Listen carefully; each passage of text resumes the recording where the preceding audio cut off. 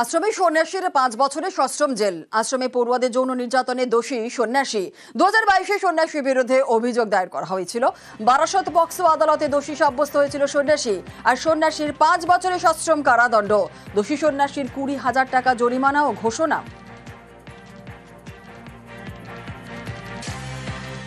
স্বামী সত্যরূপানন্দজি তার বিরুদ্ধে একটা অভিযোগ ওঠে, তার আশ্রমিক তাদেরকে কিছু যৌন নিগ্রহ বা যৌন হেনস্থা করেছেন।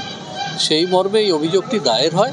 গতকাল এই কেসে আসামিকে পক্সোর 10 নম্বর ধারাতে অভিযুক্ত দোষী সাব্যস্ত করা হয় এবং আজকে মাননীয় আদালত আসামিকে 5 বছরের সশ্রম কারাদণ্ড এবং 20,000 টাকা ফাইন, অনাদায়ে আরও 1 বছরের সশ্রম কারাদণ্ড দিয়েছেন।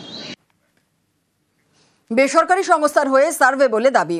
বাড়ি বাড়ি গিয়ে প্রশ্ন, মোদি ভালো নাকি খারাপ, সব ভালো নাকি খারাপ, পঞ্চায়েত প্রধান কি কাজ করেন, এই সব প্রশ্ন করে তথ্য চুরির অভিযোগ বাসন্তীতে। মহিলাকে পাকড়াও করে পুলিশের হাতে তুলে দিলেন স্থানীয়রাই।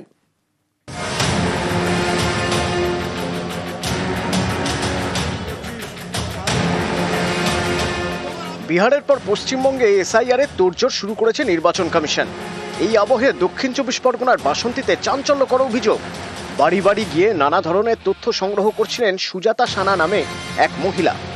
অভিযোগ, এরপর ট্যাবের মাধ্যমে সেই ডেটাবেস এক বেসরকারি সংস্থার পোর্টালে আপলোডও করছিলেন।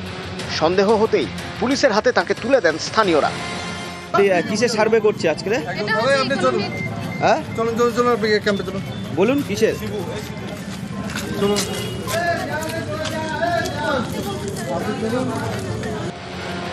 বৃহস্পতিবার সন্ধে বাসন্তীর কাঁঠালবেড়িয়ায় সুজাতা সানা নামে মহিলাকে ঘোরাঘুরি করতে দেখা যায়।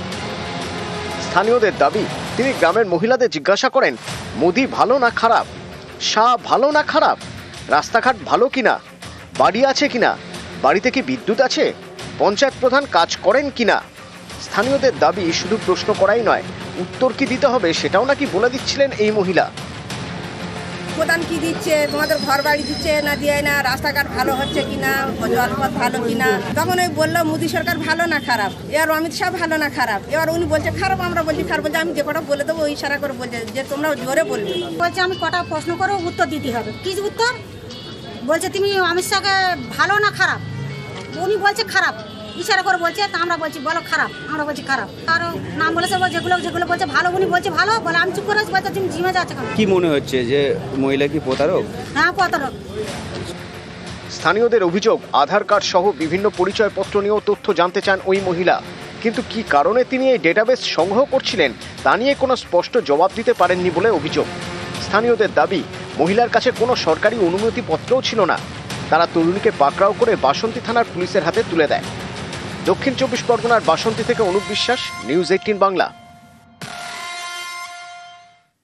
কর্মী আন্দোলন নিয়ে সতর্ক পুলিশ। দাবি আদায়ে ফেরে পথে কর্মী সমাজ। আর আজকে থেকে রেল ও সড়ক অবরোধ। পরিস্থিতি স্বাভাবিক রাখতে তৎপর রয়েছে পুলিশ। হাইকোর্টের গাইডলাইন মেনেই প্রস্তুতি জানালেন এডিজি আইন শৃঙ্খলা জাভেদ শামীম।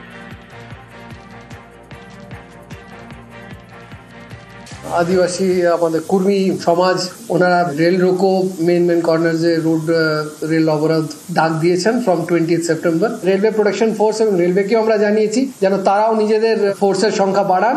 আমরা ইতিমধ্যেই যত স্পেশালাইজ ফোর্স, নর্মাল ফোর্স, জঙ্গলমহলে মানে ডিস্ট্রিক্ট, যেটা 4টি district basically Purulia, Jhargram, West Midnapore, Bankura, পাঠিয়ে দেওয়া হয়েছে। প্রোটেস্ট সাইটসের লোকেরা যেন না একসঙ্গে বেশি জড়ো হতে পারেন, তার জন্য যা অ্যাডিকুয়েট ব্যবস্থা নেওয়ার সে ব্যবস্থা করা হচ্ছে। অ্যাডিকুয়েট পিকেটস, অ্যাডিকুয়েট নাকাজ, রিইনফোর্সমেন্ট যেটা বললাম ডিফারেন্ট জায়গায়, সেগুলো ইতিমধ্যে আরম্ভ হয়ে গেছে এবং senior officers have been deployed along with specialized force. আমরা সেসব সিসিটিভি যেখানে যেখানে প্রয়োজনীয় সেখানে ব্যবস্থা করা হয়েছে। ভেরি কনফিডেন্ট যে কোন রকম ডিসরাপশন হবে না। আমরা প্রস্তুত আছি to carry out the honourable high courts order.